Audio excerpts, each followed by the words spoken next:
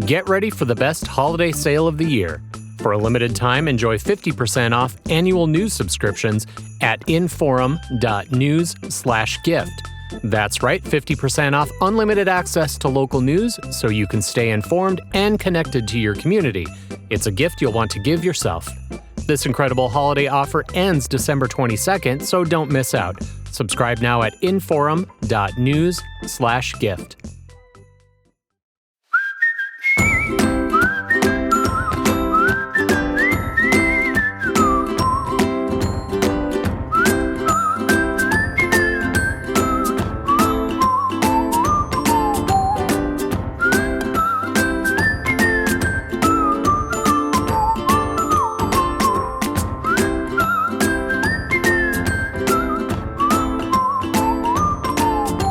Welcome to Plain Talk, where we finally decided to take a break from talking baseball before recording so that we could get to an interview with our guest, Secretary of State Michael Howe, also joining me as he does on Fridays for the much sought-after O-Band pump.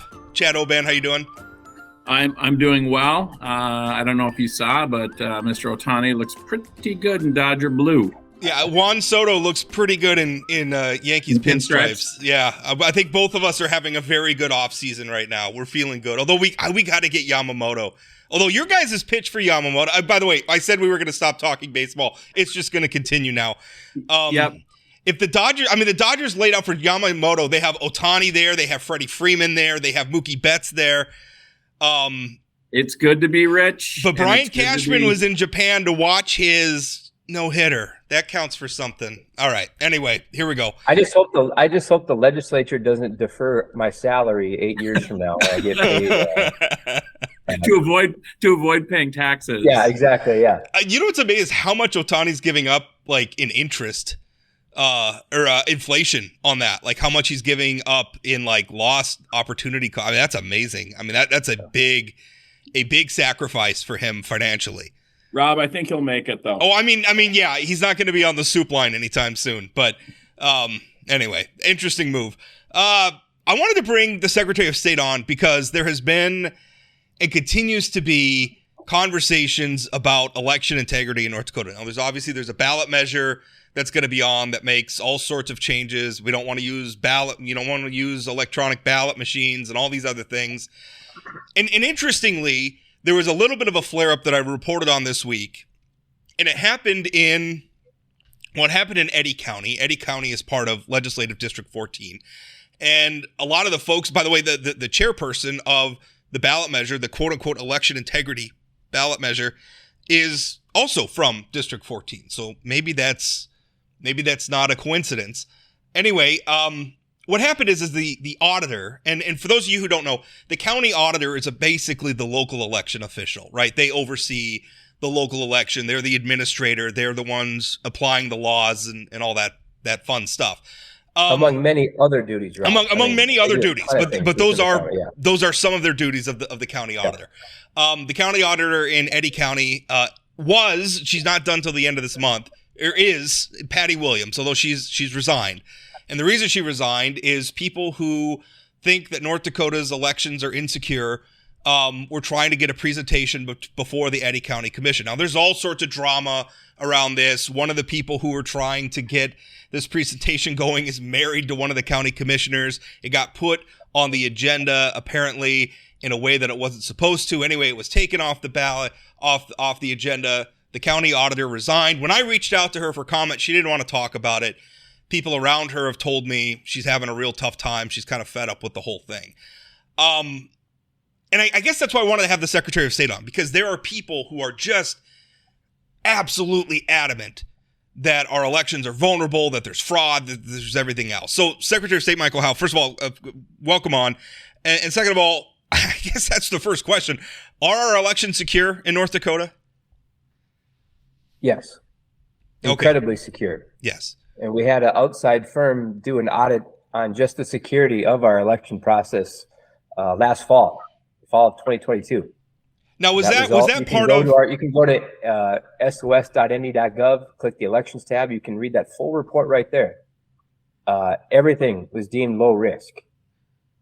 a state auditor, I think, was quoted as saying our election system is incredibly secure. Now the audit that you're talking about, was that the same one that was done under the auspices of the state auditor? Was that part of Gallian's, Auditor Josh Gallian's review? Okay, so that was all part of it, and that was just last year. Yep, and we're going to be using that same system that they audited. We're using that exact same system for the upcoming 2024 election.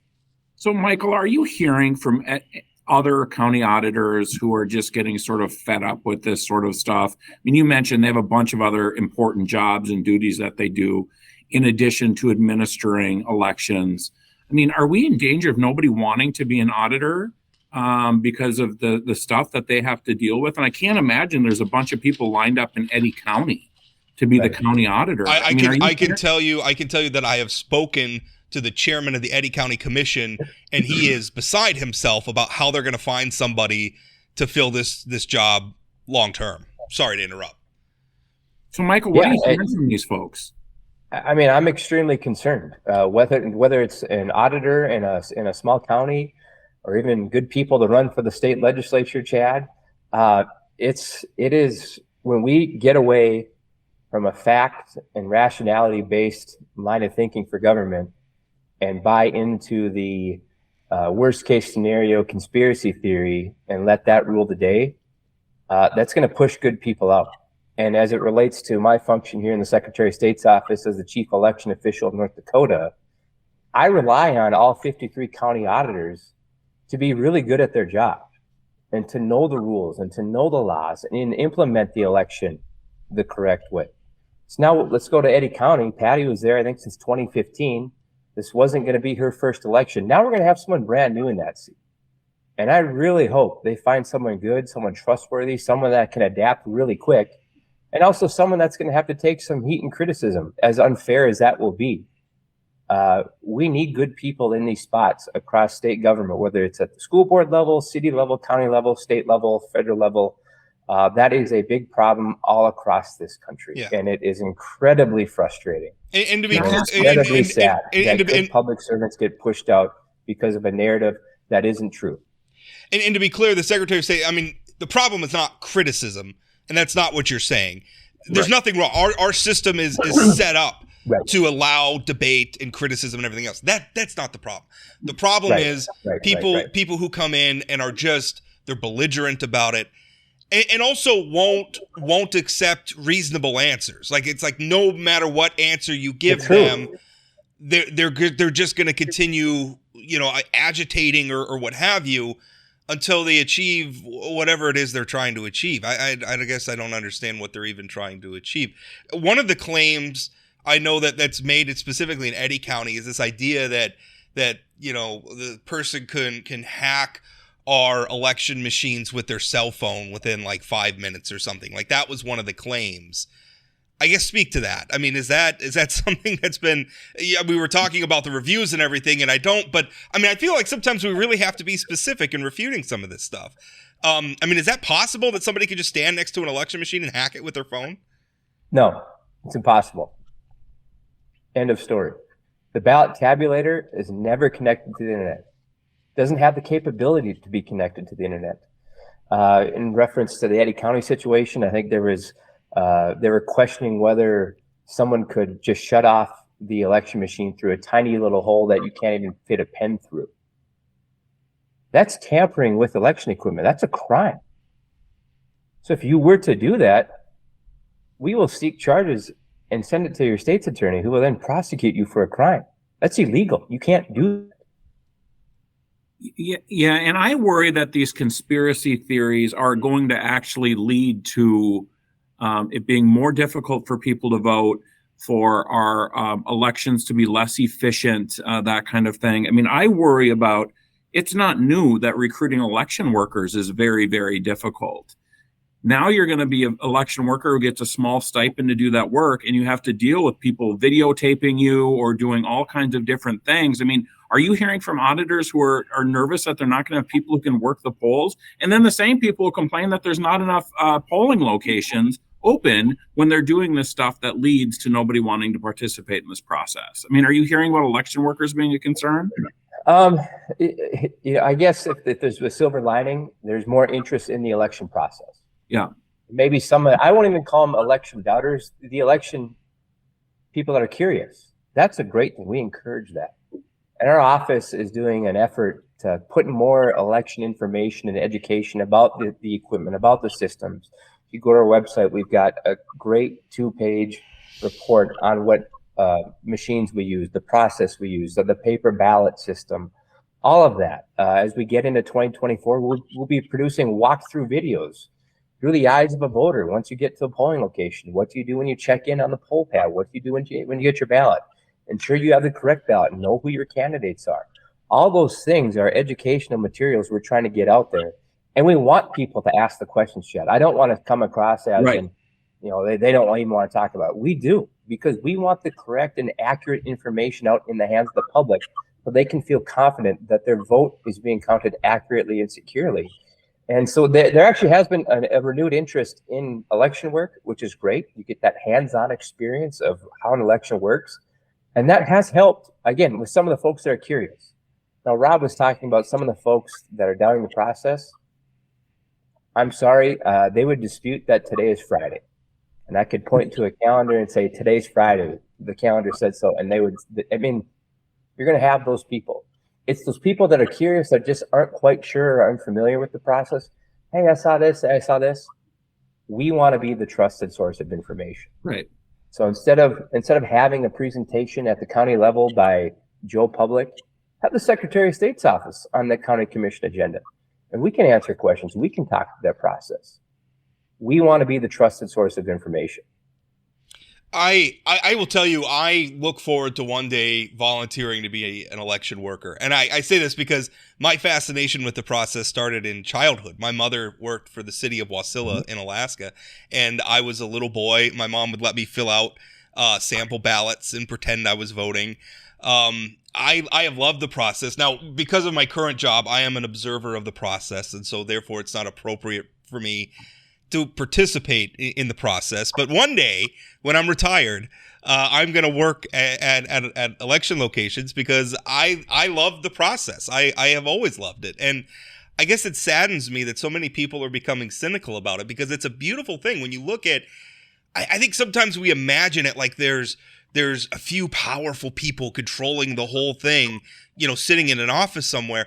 And it's not. It's a lot of local officials and a lot of volunteers who are coming together, and they get training, and now they have to follow the law, and they get training, but they come together and they do that. I mean, every year when I go to, it's like, my former gym teacher, hands me my ballot. Like it's people I know. I mean, that's why to this day I like voting in person. Like I don't like voting absentee, because I like to go down there. I like to see the people.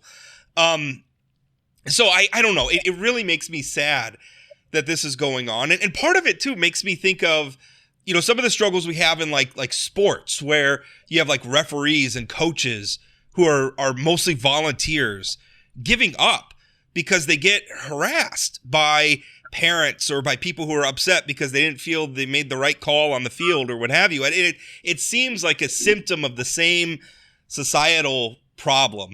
But let me ask you this. One thing that concerns me is we have a Secretary of State, or excuse me, an auditor in Burleigh County who has hooked up with kind of a national group that has disputed elections. I would call them election deniers. And he's filed suit against the state. You look at Eddy County, there's going to be a vacancy there now. These are elected positions. What happens if we get somebody in there who's not acting in good faith? I guess that's my question. Maybe you don't want to comment on any specific person, but what happens if we get somebody in one of these local positions that's not going to act in good faith?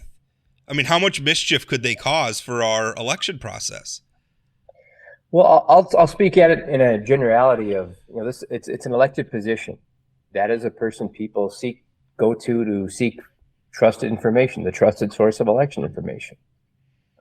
If someone were to nefariously act, if we're elected to a position like that and act nefariously, there's checks and balances there too. There's an apps or a canvassing board that meets 13 days prior to the election. The county auditor, in all 53 counties, sits on that canvassing board.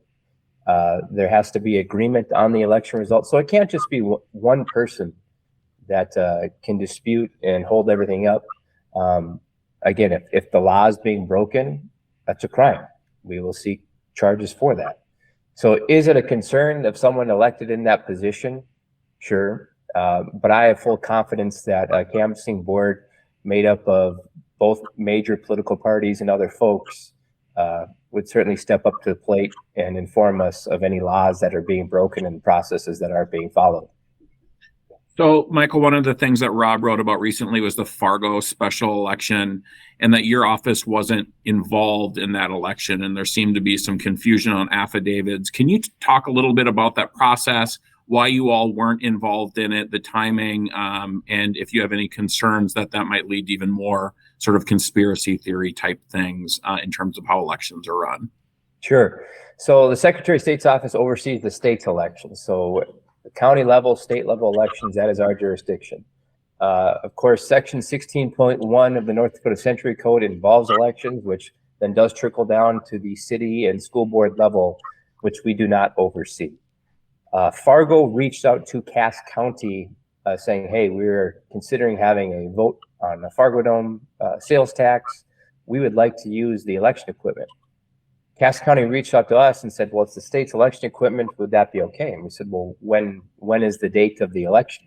We do have some upcoming certification in October that we really don't want people touching with the election equipment, knowing we've got a very massive June 2024 primary just on the horizon.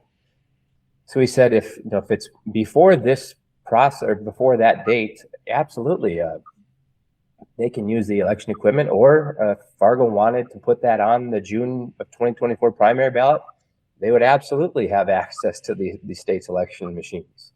So we told that to Cass County. Cass County then came back to us and said, no, Fargo wanted to hold this in December. And we said, well, unfortunately, then they won't be able to use the state's election equipment and the state's resources. Fargo decided to conduct that election by hand counting. We can go into the hand counting process or part of this too, as some people have been advocating for that. But this was a one ballot question.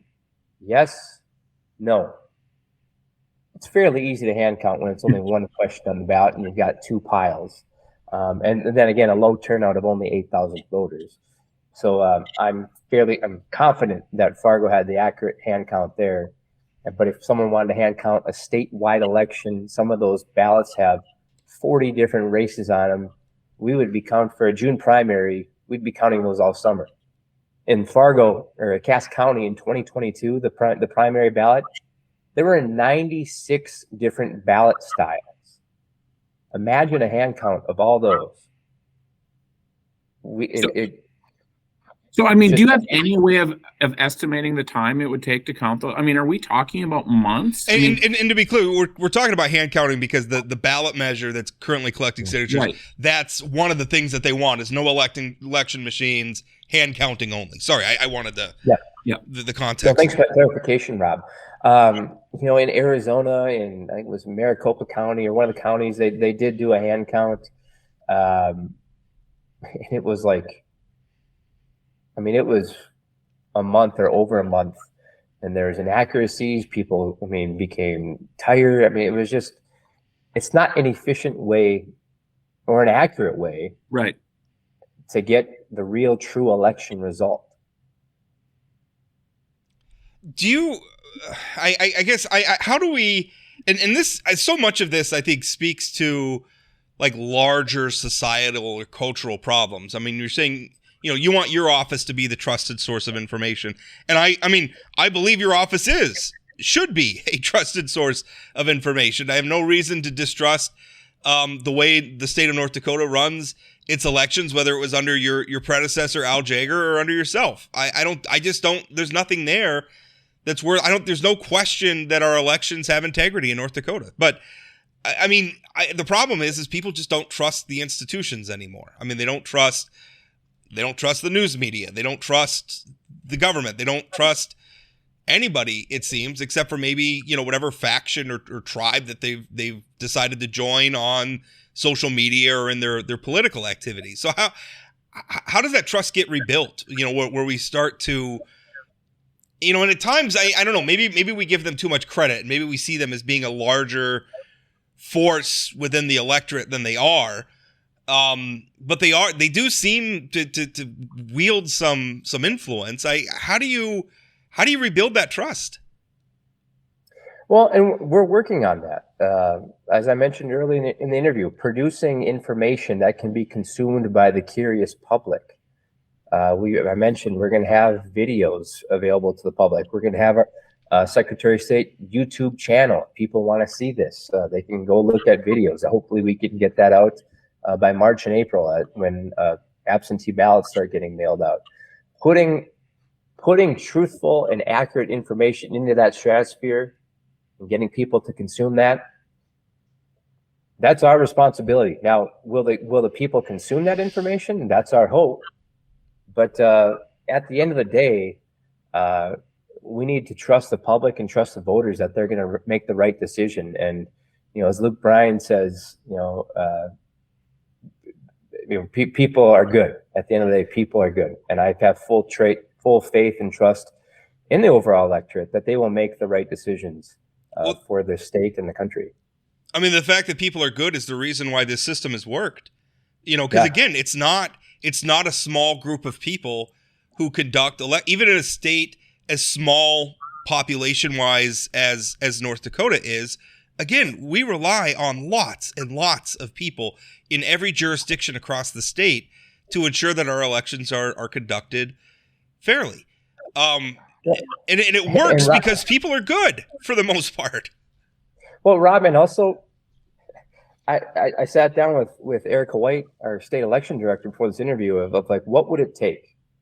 What would it take to screw up this election process? And talking about getting back to how incredibly secure it is.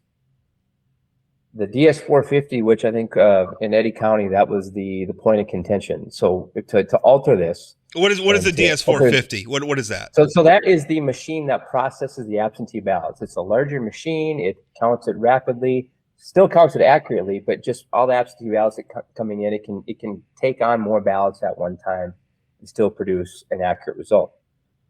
So if someone were to mess with the machine, one, you'd have to break into the county courthouse. That's a crime. Then you have to plug the machine in and know how to operate it.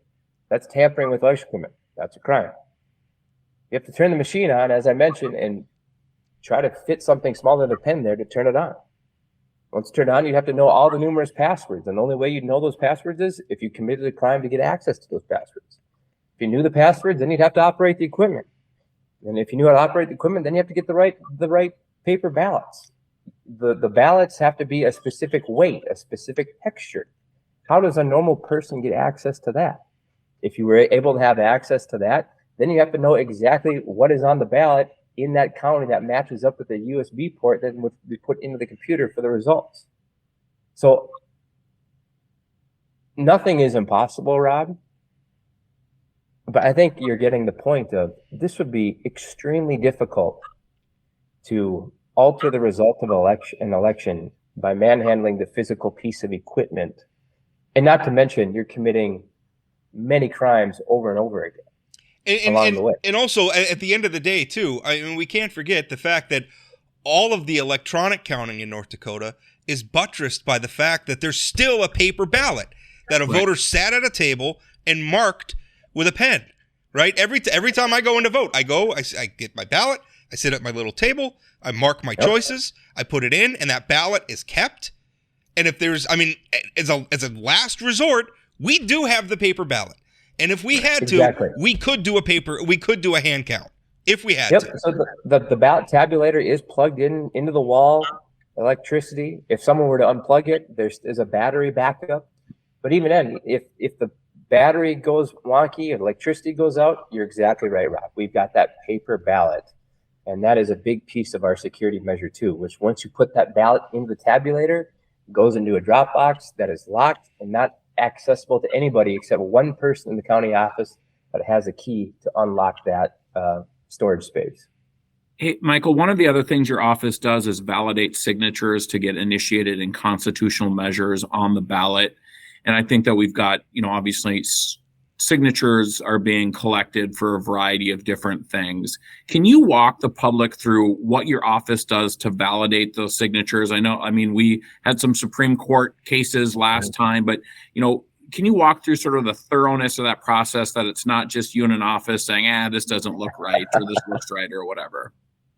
So I haven't gone through that process yet, Chad. Leanne Oliver, I know you guys know who Leanne is, but Leanne in our office has been with the Secretary of State's office for 30 years. She is the foremost expert on petitions and campaign finance. So I've told Leanne, I said, I'm looking forward to you teaching me how this goes. But my understanding is those signatures are dropped off at our office, and we get our staff. Sometimes we pull in staff from the business services office because it's quite the undertaking. When you're changing the state constitution, you need over 31,000 signatures, and many people submit more than that. And we go through every single signature, and you try to find inconsistencies, or this doesn't seem right, or okay, I've seen Chad Oban's name now 4 times on this sheet of paper, and then you flag it. Our office does send out random sampling of note cards out to folks that have signed it. If you don't get anything back, then it's probably accurate. Once you start getting note cards back of, hey, I never signed that. Right. Again, that's another red flag. But we go through every single signature. And again, if it's nice handwriting, they've signed it correctly. Again, that's trust in the process too, Chad. But we do try to find those inconsistencies and just kind of things that make you go, when you're looking at a petition. Yeah, and you also mentioned people are good, and I just want to. Your staff, Michael, is one of the best staffs I've ever dealt with in state government, and they're always so very helpful. And I saw a video recently of a rabble-rouser who lives up in North Central North Dakota, who came into your office and asking and demanding a bunch of information. And your staff handled that so exceptionally well in a situation where you knew the person videotaping them just wanted to get a response, wanted them to do something stupid. So I commend you and your staff for the great work you guys do up there, because you're taking a lot of unfair heat, and your staff clearly is handling it well. Well, thank you. We've got the best staff in state government, in all our divisions of the office. These are good people who want to serve the public and want to do good work for the public. And I'm so fortunate, again, that they are, again, working for all of us. We're so fortunate to have them within our office. Yeah, Leanne Oliver, I've worked a lot over the years about, questions about campaign finance filings and all that kind of stuff. And she's always been superb. I mean, responsive, great, very helpful in terms of answering questions and things like that. It's always been very, very good. And I never have a problem with people being critical. I mean, listen, I make my living being critical. There's nothing wrong with that stuff. Right. There's nothing wrong with it. That's part of the process. It makes me sad that this process that relies so heavily on, just rank and file workers, and volunteers to have to put up with that stuff. If you're questioning the process or you don't like the process, that's fine. But can we question it in a way that's not belligerent? I mean, if you have to make your point by abusing people, basically, maybe you don't have a point. Right. That's my 2 cents. And you can be critical, but accept the truth, though, too. Right. Yeah. When we say and show you that the machines aren't connected to the internet, you can't say, "No, I don't think so." We can literally show you it's not. Yeah. Yeah. Literally, just believe what you're seeing. Yeah. I mean, it's not like you even have to believe you. Just believe what you're seeing with your own eyes so often. Yeah. Well, we live in a post-truth world, I guess, which is a topic for a whole other podcast. Michael Howe, thank you for your time. Thanks, Michael. Guys, I appreciate it. Hi, everybody. I'm Chad Kuhl, host of the Northland Outdoors podcast. Hey, here in the Northland, we love our time outside. And on the Northland Outdoors podcast, we're going to talk about all of it. Not just fishing, not just hunting, but mountain biking, camping, rock climbing, bird watching, you name it. We're going to have it on the Northland Outdoors podcast. New episodes every 2 weeks on Spotify, Apple Podcasts, wherever you get your podcasts. So look for it and join us on the Northland Outdoors Podcast. All right, just finished up with the Secretary of State. And I will tell you, Chad, that I am so much of our processes in America are predicated on the idea that Americans are gonna like the public has an interest in like integrity and truth.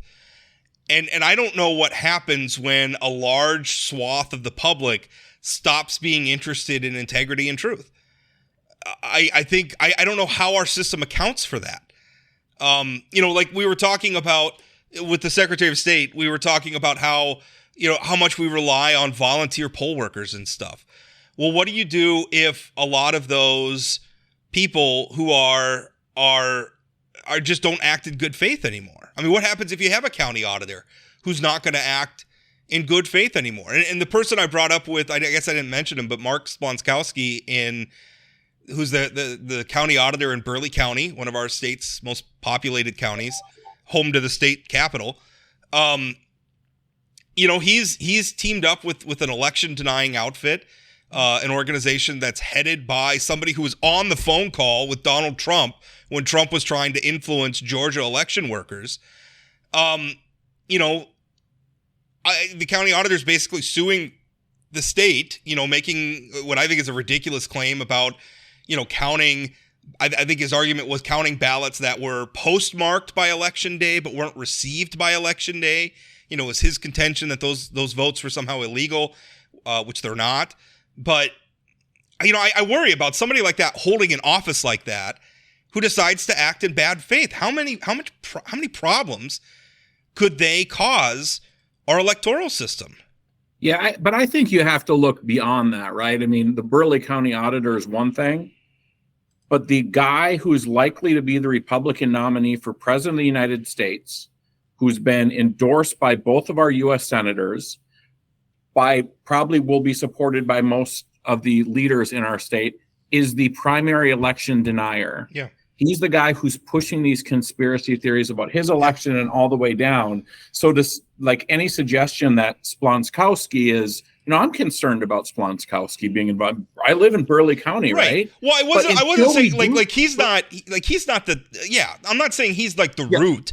I'm saying he's a symptom of this larger problem. But I mean, this is how it goes from somebody like Splonskowski is how it goes from like rants on Truth Social by the former president, maybe the next president, to real world, our elections get screwed up.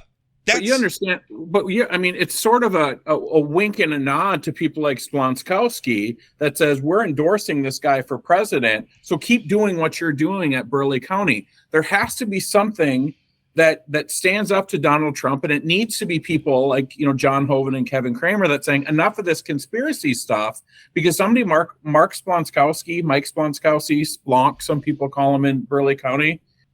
Yeah, I mean, I just think that he's taking his cues from higher ups. And unless somebody says Mike Lindell is full of it, Donald Trump is full of it, these elections weren't stolen. And kudos to Michael Howe. I mean, we had him on early on, I think, as a candidate. And we asked him, was the election stolen? He said, absolutely not. We need more people saying that kind of stuff and saying we can't elect people who are election conspiracy theorists. And I think you're absolutely right about Kramer, Hoven, Armstrong, the chairman of the Republican Party, every Republican lawman. I mean, every Republican has a duty when your candidate is saying something that is demonstrably false and saying it so forcibly to the point where it inspired a violent attack on the United States Capitol. You have a duty to say something. Now, Kramer, Hoven, Armstrong all voted to certify the last election. Right, absolutely. But that is not a defense of them so much as it is a frustration that on one hand, they're voting to certify an election. On the other hand, supporting for the presidency somebody who is saying that election was illegal. I mean, think about what that's saying to you. John Hoven, that's saying to you that you voted to certify a fraudulent election. That's what your actions are saying, because you're simultaneously saying, I voted for it to certify the election, but I'm also going to support for president this guy who tried to overthrow that election based on lies. Well, and you think about, sort of the you mentioned the disintegration of the opinions of our institutions, be it schools, be it journalism, whatever. Did that lack of trust in those institutions lead to Donald Trump, or did Donald Trump lead to the lack of trust in those institutions? It's probably a little bit of both, right? And we're not going to get the trust back in our institutions if we continue to have people who support a guy who continues to say the last election was stolen with zero proof to that fact. Again, our country is better than that. Your point about we've got hundreds and thousands of volunteers who make these elections work. At some point, I don't know that people are going to want to be election workers. I mean, who'd want to be the county auditor in Eddy County? Like, who is the person who's going to take over for Patty Williams up there? Right. To take this kind of crap. Right. And that's not us running down Eddy County. Eddy County is a beautiful part of the state. They've got wonderful communities, nice people there. But there's not a lot of people. But like every other part of our state, they're having trouble hiring, and it's more acute in rural areas because they don't have an available labor pool. They don't have a lot of qualified candidates to come in. And I do worry that that's so much of the political process. And I was just talking to somebody about this. On an individual level, I understand why any one person wants to just throw up their hands and get out. Go do something else with their lives. I don't want to show up at local political meetings. I don't want to run for elected office. I don't want to do any of that. I don't want to be an election volunteer because I don't want to deal with it. I understand a single person making that decision. The problem is, in the aggregate, as more and more of those people leave, there's left a vacuum. Who's going to fill that vacuum? Yeah, and it's the people who show up. It's the people who show up who are going to make these determinations. But it is on an individual basis. At some point, I mean, you have to protect yourself, right? I mean, like, it's just when we, I referenced that video in the Secretary of State's office of, when people are just showing up, and they have every right to show up in a office of an elected official, sure, and ask for questions, ask for documents, shoving of the camera in the face, laughing and like making conspiracy theories and calling people liars. These are just state employees. These are state employees trying to get through the day. They're responsive to the public, but I don't understand what we gain as a society by having a camera in somebody's face and calling them liars. I mean, what do you? What's and I the goal don't there? even have a problem with the camera, right? I don't even have a problem. Like, you want to live stream it for whatever reason, put it in your pocket, and I guess record your interaction. I don't even have a problem with that. I have a problem with, I'm going to call everybody who disagrees with me a liar. I'm going to go in bad faith and just assume that they're hiding things, or just assume that there's a conspiracy, and no amount of evidence to the contrary is going to convince me. That's the problem. Yeah, but I also think when you've got a camera, you're playing up to the camera. Well, you're playing up to the audience. I think fair. It changes the interaction. That's it fair. changes the interaction of the person you're talking to. Sure. The other person can't feel like, they have to really pick and choose the words they're saying, because darn well it's going to show up on Facebook and be, nitpicked exactly the words you said. So I don't know. I just have conversations with people. If you've got, Michael handled it exceptionally well. If you've got concerns, ask us and then accept the facts. Right. It's not complicated. Right. It's not complicated. And also, if they are legitimately doing something wrong, then, we can talk about that. If there's legitimately a problem, we could talk about that. Nobody here is saying that the state government is infallible, nobody makes mistakes, or that even in isolated incidences, there aren't really actually bad actors sometimes. That happens. Well, and I think you proved that with the Fargo Dome story, right? The affidavits and how that election was. There's legitimate questions there. Sure. It's not just carte blanche, trust everybody who's involved in the election. I don't think the affidavit thing would have changed the outcome. No, not at all. But I'm not sure that they had some sort of conspiracy theory to affect the outcome. I think what happened in Fargo is that Fargo really, really wanted the December date. It was right at the end of the football season. I think they thought that was going to be more conducive to turning out the vote that they wanted. It didn't work. Right. And also I do have a problem with scheduling votes to turn out that's not how those decisions should be made. If that is indeed how they made that decision, that's not how they should be made. I don't understand why we don't put issues like that on either the June or the November ballot and just be done with it. Yeah, I agree. And same with school bond issues. Like when we're talking about I'm frustrated that it takes 60% of the vote to pass school bonds.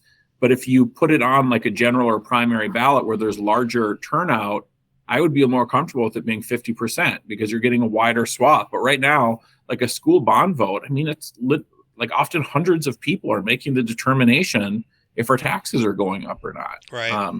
And that's, I mean, some of that's also on voters. Like you got to show up, but also let's make it easy for voters to show up. Everybody's busy. Everybody's got a lot going on, especially around the holidays. I mean, you're holding this in December. Yeah. All right. So what else should we talk about? So I have a story that's going up about our statewide elected officials, who's running, who's not running. Big surprise. Most of the Republican incumbents all the Republican incumbents are running, except I couldn't get Randy Chrisman. I think he's running. He just didn't respond to the story. Josh Gallion also didn't respond to the story. I would be very surprised if either of those two gentlemen, Josh Gallion's the state auditor, Randy Crispin's on the Public Service Commission. I'd be very surprised if those two run. But everybody else, Thomas Beadle, state treasurer, he's running for re-election. John Gottfried, insurance commissioner, he's running for re-election. Kelly Armstrong's running for re-election for the House. Of course, if there's an opening in the governor's office, he may run for that. I'm pretty sure Kevin Kramer's running for re-election. Now, of course, he's got a situation in his family right now that, that's a very unusual situation. We'll put it that way. It's a terrible, terrible, horrible situation. I don't know if that changes his calculus at all, but he has said in the past he would be surprised if he didn't run. I don't know if the recent events with his son changed anything, but that's there. And then, the big question obviously is Doug Burgum. Now, as we've been recording, Doug Burgum's office, his gubernatorial office, not his campaign office, just dropped a massive update with a video and everything else about them reflecting on the progress and milestones during the administration's 7th year. It is a very, very big production, a very, very big video. It sure looks like the sort of thing that somebody who's going to run for a third term puts out. So I have maintained, I still believe, not based on any insider information or anything like that, I still think Doug Burgum seeks a third term. And I'm a firm believer if Doug Burgum runs, he wins a third term. Yeah. I mean, I also am old enough to remember him supporting term limits. He explained that because and that was something because a lot of people kept asking me, like, and I put that in the column that's going up, how Doug Burgum can seek a third term if we have term limits. Well, the term limits amendment took effect in January, so the clock starts ticking from there. So really, under the term limits amendment, Burgum's been in office a little less than a year, meaning he could seek a third term. Now, of course, I don't think he could seek a fourth term, though. Well, but even that, I mean, he supported term limits during each of his campaigns, and there is sort of just we did ask him. I think once you get into these offices and you see all the work that needs to be done, and, he clearly lost some time during COVID trying to put his policies into place, that I think that he probably sees, I've got a lot of stuff that I want to accomplish still. And more power to him if he decides to run. I think the Teddy Roosevelt Library is a big thing for him. I think he'd like to finish off the state income tax. I think that's probably going to be a priority for him. There's some stuff like that. And I think he wants to run for president again in 2028. And so being governor for another 4 years, maybe getting a couple more feathers in his cap in advance of that, probably a smart play. Somebody who really doesn't want him to run for re-election governor is former state senator Tom Campbell, who is taking some shots at the governor. And I mean, when I was talking to him, my feeling is that it's tactics. I think he's wanting to get that out in the media. And I think in his mind, talking about Burgum's, we had that approval poll from Emerson that was out where Burgum was like at 38%. He did take, I guess you could say third, but basically tied, three-way tie for second with Ron DeSantis and Nikki Haley, with Donald Trump way ahead in the presidential preference. He's pointing to these things and he's saying essentially Burgum's weak. And I guess they're ready for Tom Campbell now. I don't believe Doug Burgum is weak. I mean, I think that the Emerson poll showed his favorability maybe not as high as Burgum would want it to be, but his unfavorability wasn't really high. It's not like it was 30% fave, 70% unfave. I would also say voters are smart enough to say, I want Donald Trump to be president, and still can say, I want Doug Burgum to be governor. I think that just because he's not running against Donald Trump for governor of North Dakota. But I also think it's really interesting. You know, Tom Campbell sold a bunch of land to Bill Gates. Yeah. And I don't know like who his constituency is. I believe he was in DC on January 6th, but like left before any of the shenanigans happened, but he was there. I remember him doing interviews sort of from an airport afterwards. I don't know what Tom Campbell would bring to this race. You know, he's obviously got some cash and was a state senator, and he's from a banking family and also a very, very big farming family. I mean, they have a big operation, potatoes mostly, is my understanding. But like, I don't understand the contrast with Burgum. I mean, like, what would the contrast be between the two of them? Like, Tom Campbell, I mean, the sort of flirtations with MAGA stuff, with Trump stuff aside, was a moderate state senator in the North Dakota Senate. I mean, his voting record was I mean, if we went back and looked at it, I mean, the sort of people who would be interested in voting against Doug Burgum would look at his legislative track record and say he's a rhino. Right. There's just not enough contrast between the two of them. Yeah. And I mean, Campbell ran for Congress and lost to Kelly Armstrong at the convention. Well, he ran for Senate. He ran for Senate first because that was 2018. So he was running for Senate, and then Kramer announced. And so Campbell, didn't want to run against Kramer, so he jumped down into the House race, and then Armstrong announced, and that was a fairly bitter race. It didn't go all the way to the June primary, or did it? But Campbell announced he was going to go to the primary after the convention, and then changed his mind. He got talked down. A few days later. Yep, that's right. Okay, I'm remembering that now. I mean, this is a guy who has desperately wanted to move up the ladder for a while. He was first elected to I think that was his first, unless he held a local office that I'm not aware of, his first sort of foray into politics is he was elected to the state legislature in 2012, same year that Congressman Armstrong was. And then, after being there in 2018, that was his big shot, and then he got bumped from the Senate to the House, then he got bumped out of the House race, and now he's been kind of in a holding pattern. Now, I talked to him back in June, when Doug Burgum, shortly after Doug Burgum announced his presidential campaign, and Campbell said at the time, he's interested in being governor, because that was kind of the thing. Like, if Doug Burgum's presidential campaign takes off, there's going to be a vacancy in the governor. Who would be interested? Well, lots of people. But Campbell was one I called. He was interested, but he said at the time, I would never run against Doug Burgum. Well, what he told me yesterday was, well, I don't know if I'll run against Doug Burgum. So I think a lot of what's driving Campbell is not so much policy contrasts or anything, but just ambition. Tom Campbell wants to have one of these offices, and I'm not sure he really cares which one. Senate, Congress, governor. He just wants something. Yeah, and here's the thing. I don't think Tom Campbell beats Kelly Armstrong if Burgum doesn't run for governor. You could see a situation where Kelly runs for governor and then Tom decides he wants to be a member of Congress or something like that. That goes on. But I thought it was interesting. You saying that you thought he was sort of using the interview to get some of this information out, sort of like it was on purpose. When I read your story last night, Rob, I was thinking to myself, did Tom Campbell know he was on the record? Because some of the stuff was like, whoa, that's like some pretty tough shots. I just called it. I mean, some of the stuff. Well, here I'm going to pull up. I should pull up the so I could quote directly.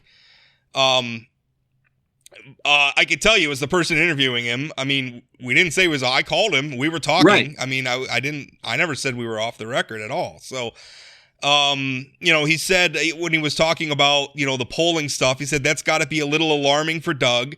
I think he kind of went backwards on the state. I think, referring to running for president was good at first, but then the small town cowboy up stuff got a little old. I had a friend from the East Coast call and say, do you have any cars?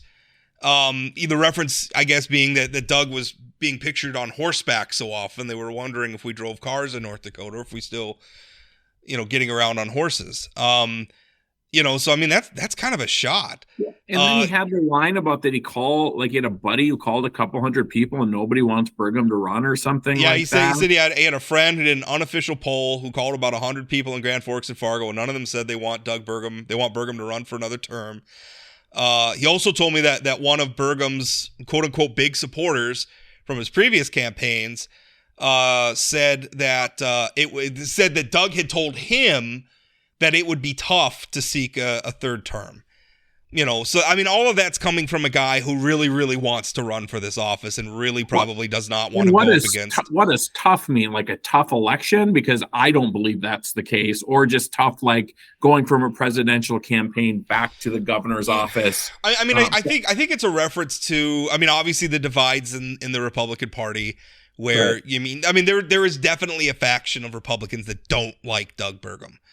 The problem is I think they're more than made up for by a lot of independents who have no problem with him.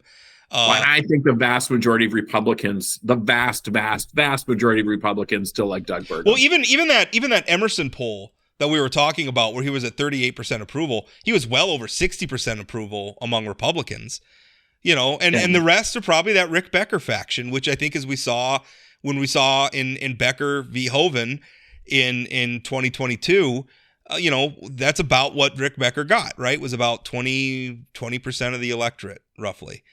Doug Burgum's more popular than 38%, in my opinion, or whatever that top line number is. And he's going to have more money than anybody in this race. And he's got a story to tell. Sure. I mean, there has been accomplishments in North Dakota that will be effective at the primary and in the general election.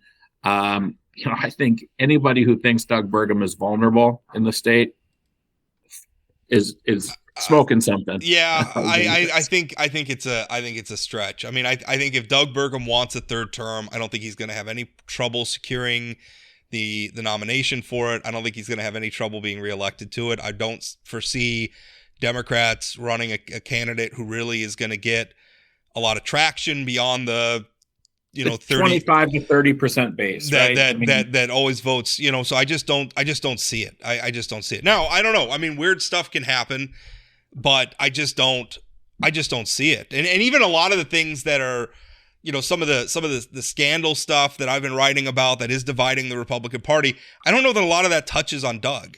He's not been involved in any of it. To the extent that there's a feeling that that he's too moderate. I mean, I think that's coming from. I will say one thing. I do think that the Republican convention in the spring is going to be very interesting. I think it's going to be interesting about how many of the statewide elected show up, because that is one part of the process where sort of the populist anti-Burgum wing, they got some traction there. I mean, Rick Becker again almost beat Hoven at the state convention in 2022. We were both there, but. But that's easily gotten around. I mean, the convention vote's not binding, but I do wonder if Burgum shows up.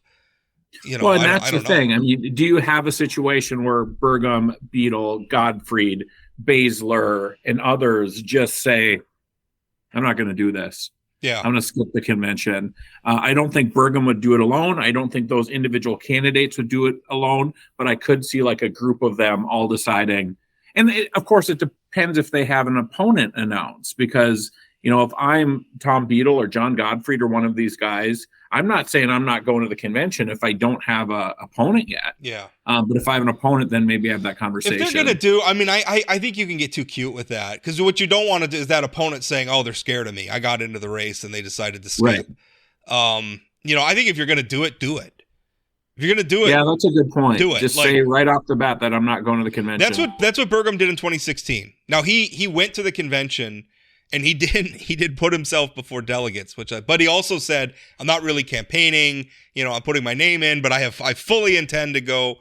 Maybe Kramer's the better example, right? When he first ran for the House, there were 5 or 6 Republicans at the convention, because it was Brian Kalk, Shane Gettle, Betty Grandy. Who else was running for the House? Koppelman. Kim Koppelman, that's right. So maybe there's 4, maybe there were 5 candidates total with Kramer, but Kramer just flat out said, because the convention was in Bismarck that year, and Kramer just flat out said, I'm not. That was 2012.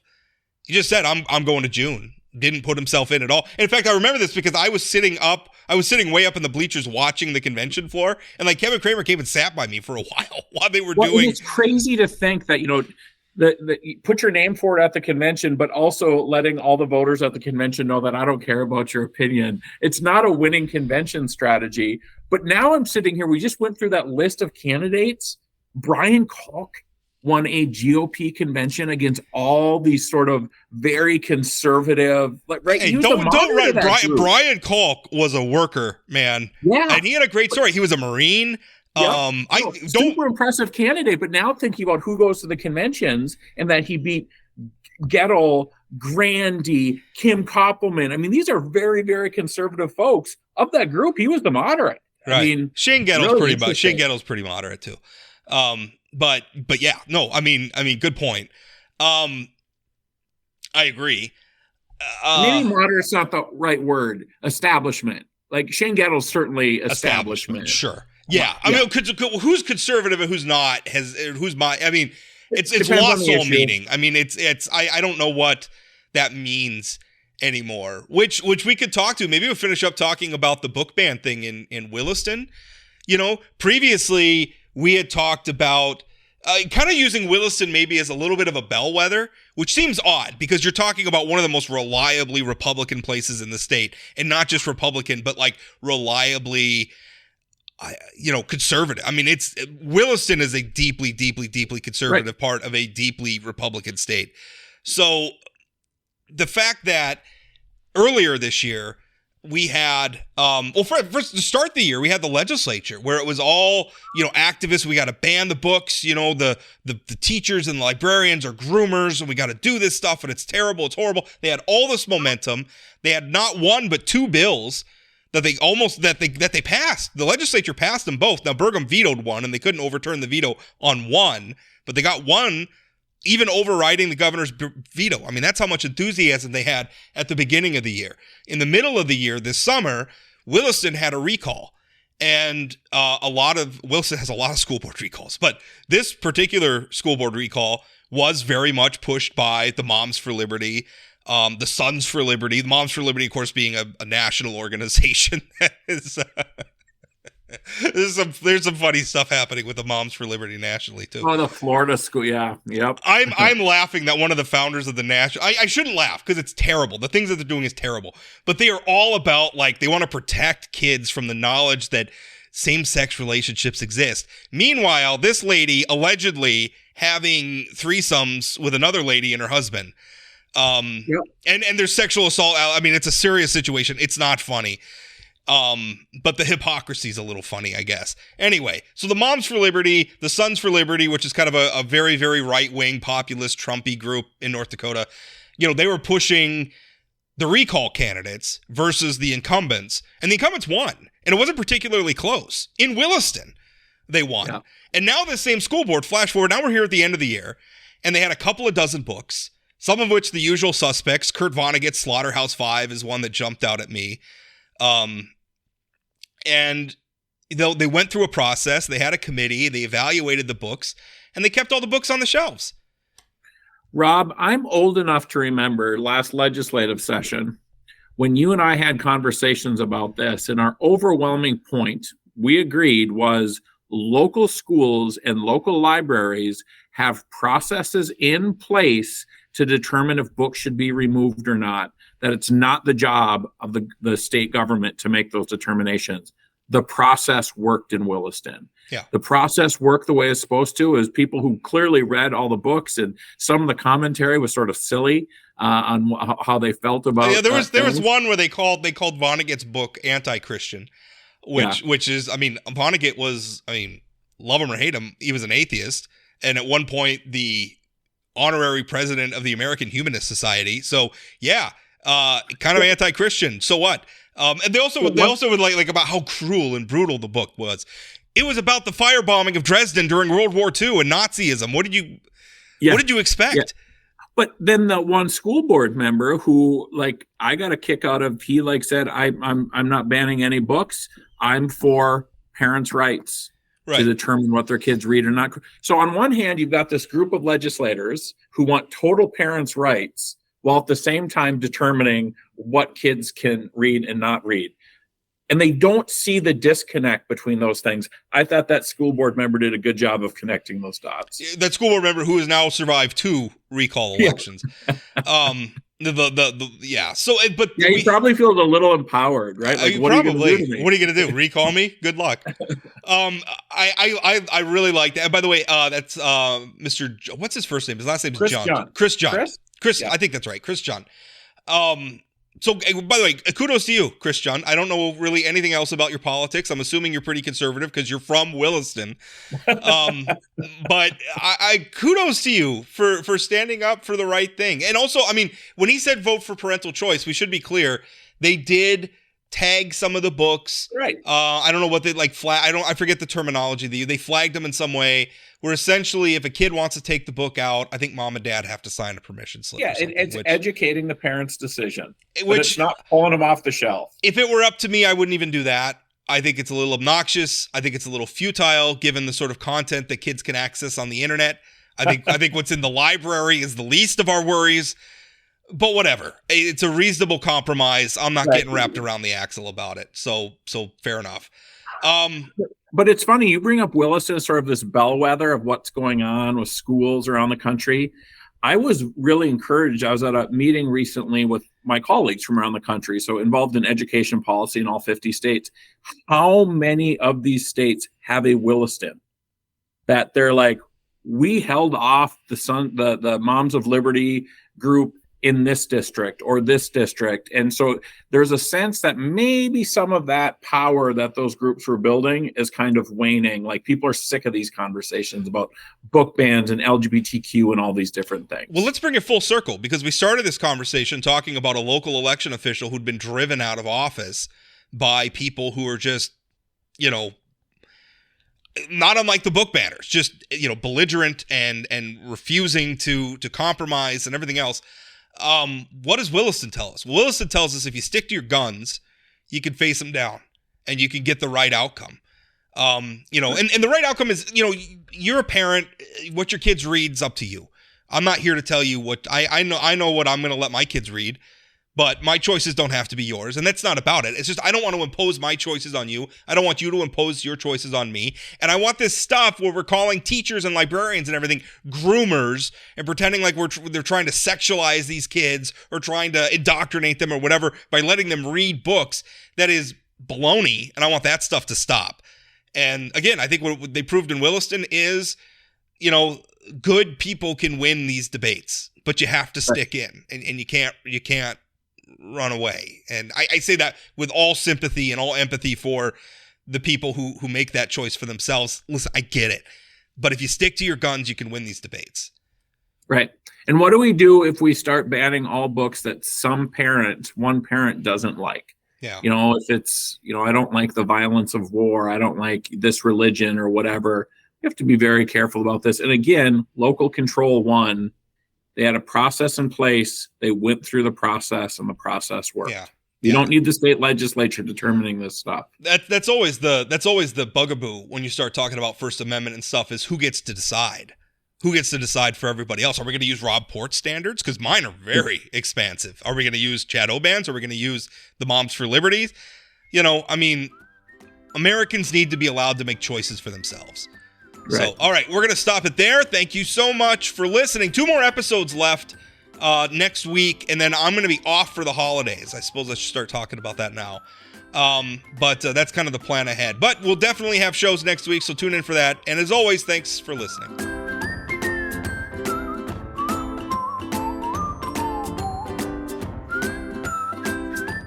Did you know Forum Communications Company has a robust podcast library? At inforum.com/podcasts, we have everything from politics, sports, true crime, outdoor adventure, and more. Visit inforum.com/podcasts and explore them all today.